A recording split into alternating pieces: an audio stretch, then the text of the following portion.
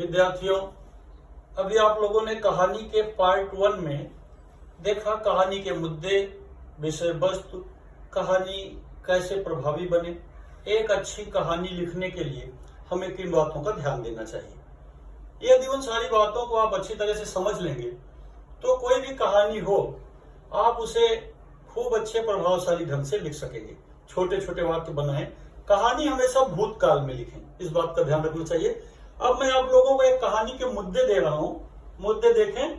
मैं कहानी का थोड़ा चर्चा कर दूंगा और फिर आप लोग इस कहानी को अच्छी तरह से लेखन करेंगे समझकर।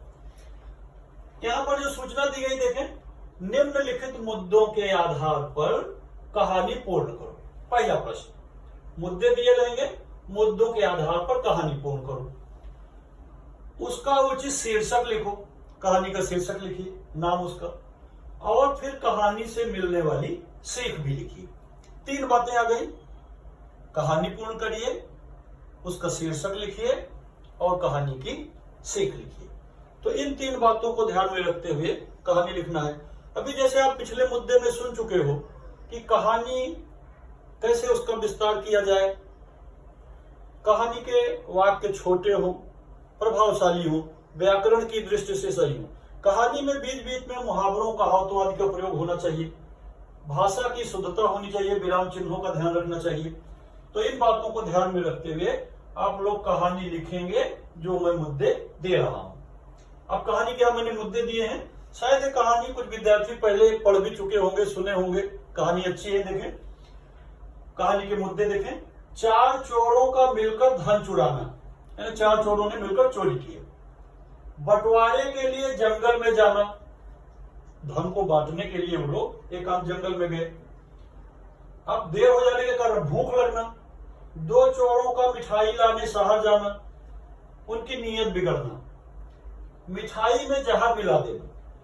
इधर जंगल में जो दोनों चोर बैठे थे उनकी भी नीयत बिगड़ना, दोनों को मार डालने की योजना बनाना, उनको हाथ मुंह धुलाने कुएं पर ले जाना, कुएं में ढकेलना, बाकी बचे दोनों का मिठाई खाकर मर जाना और कहानी की सीख।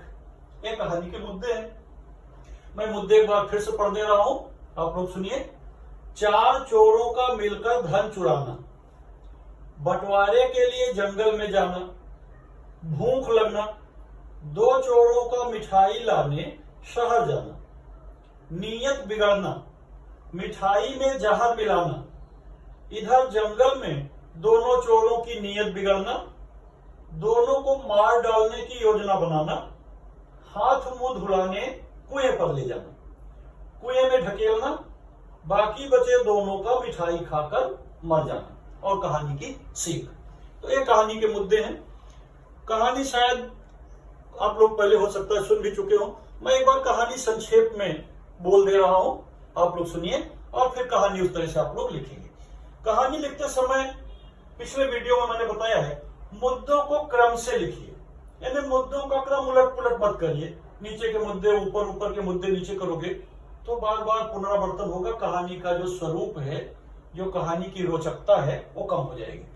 यानी अब आप स्थान आदि का नाम लिख सकते हैं, किसी जगह का नाम लिख सकते हैं। हाँ, मान लो मोहनगंज नामक शहर में 4 चोरों ने मिलकर चोरी की योजना बनाई और एक बड़े साहूकार के घर में उन लोगों ने चोरी किया। चोरी से मिले हुए धन को बंटवारा करने वो लोग जंगल में ले गए। अब इतना काम करते करते उन्हें भूख लग गई तो उन लोगों ने निश्चित किया कि 4 में से 2 लोग कुछ खाने पीने का प्रबंध करें और 2 लोग उस धन की रखवाली करें, जिसके कारण 2 चोर शहर में चले गए खाने पीने का सामान, मिठाई आदि लाने कि लाएंगे, सब लोग खाएंगे। मगर जाते हुए उन दोनों चोरों की नीयत बिगड़ गई। उन लोगों ने सोचा कि यदि हम 4 में से हम ही 2 लोग पूरा धन ले लें तो हम लोगों को ज्यादा फायदा होगा। उन लोगों ने सोचा कि हम मिठाई में जहर मिला देंगे तो जो वहां 2 लोग रखवाली कर रहे हैं वो लोग जहर की वाली मिठाई खा के मर जाएंगे और पूरा धन हम ले लेंगे। मगर इसी तरह जंगल में जो लोग धन की रखवाली कर रहे थे 2 चोर, उनकी भी योजना बनी। उन्होंने सोचा कि जो लोग मिठाई लाने गए हैं उनके आते ही हम लोग उन्हें मार डालें तो पूरा धन हम लोगों को मिल जाएगा, यानी 4 लोगों में जहां बंटवारा होना है तहां 2 लोगों में हो जाएगा। ऐसी योजना उन लोगों ने बनाई कि जब वो लोग मिठाई लेकर आएंगे, हम लोग उन्हें कुएं पर ले जा करके हाथ मुंह धोने के बहाने कुएं में ढकेल देंगे। तो जब वो लोग मिठाई लेकर आए तो उनकी नीयत तो पहले से गड़बड़ थी, रास्ते में उन लोगों ने मिठाई में जहर मिला दिया।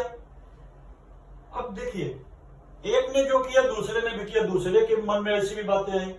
जब वो लोग आए तो जो जंगल में दोनों लोग बैठे थे, उन लोगों ने कहा कि भाई आप लोग बहुत थक गए हो, चलो कुएं पर हाथ मुंह धो लो, फिर हम लोग आकर के सब लोग मिलकर मिठाई खाएंगे।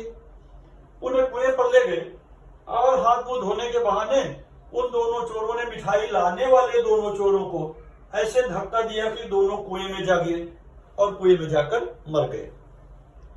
अब बचे हुए दोनों चोरों के मन में बड़ी प्रसन्नता हुई। उन लोगों ने सोचा कि चोरी का माल तो 4 लोगों ने परिश्रम किया था, मगर इसका बंटवारा हम 2 लोग करेंगे, 2 लोग धनी बन जाएंगे। मगर उन्हें ये नहीं पता है कि पहले वाले लोगों ने भी वही योजना बनाई है। तो वे लोग तो कुएं में गिर गए।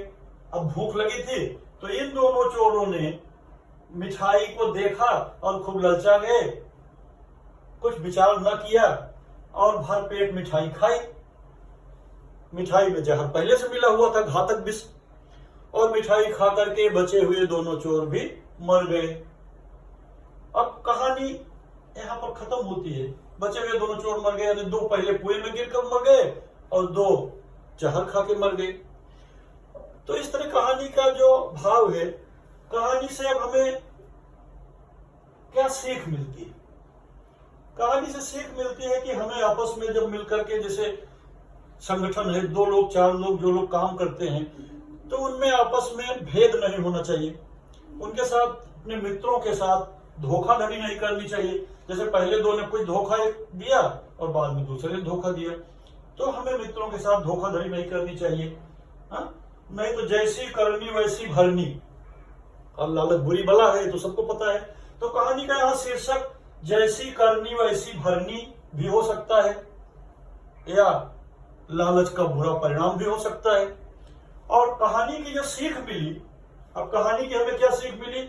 हमें कभी मित्रों के साथ धोखा इस तरह नहीं करना चाहिए, यानी जो कुछ योजना बने तो उसमें अलग अलग तरह से कोई हमें षड्यंत्र रचना नहीं चाहिए। ये कहानी, तो इस तरह कहानी 5 अंकों की कहानी विद्यार्थियों। कहानी के शीर्षक पर 1 अंक, कहानी की सीख पर 1 अंक और कहानी के विषय विस्तार पर आपको 3 अंक दिए जाएंगे। कहानी का विषय विस्तार कैसा करना है पिछले वीडियो में आप लोगों ने अच्छी तरह से देख लिया है। अब सब लोग इस कहानी को तो अच्छे से लिखेंगे ही, और साथ ही साथ जब कोई मैं कहानी देता हूं तो पिछले मुद्दों को ध्यान में रखते हुए कहानी का वही विषय विस्तार करेंगे। ऐसे आपकी अच्छी, रोचक और प्रभावपूर्ण कहानी बनेगी। तो सबको इस तरह से कहानी लिखना है और सभी विद्यार्थियों को चैनल को जल्दी सबको लाइक और सब्सक्राइब करना है, ताकि हमें पता चलता रहे कि कितने विद्यार्थी हमारी कक्षा में पढ़ रहे हैं, कितने विद्यार्थी अटेंड हो रहे हैं, प्रेजेंट हैं, कितने लोग काम पूरा कर रहे हैं। ये सारी बातें पता चलेंगी, ताकि विद्यालय खुलने पर हम उनकी सबकी पूरी निगरानी कर सकेंगे, उनका काम चेक कर सकेंगे, और किसी विद्यार्थी को कोई अड़चन हो तो हमसे पूछ सकेगा विद्यार्थियों। तो आज हम कहानी के अंतर्गत इतनी बातें, फिर कल मैं अगले वीडियो में आप लोगों को दूसरे विषय से संबंधित प्रश्न बताऊंगा। धन्यवाद।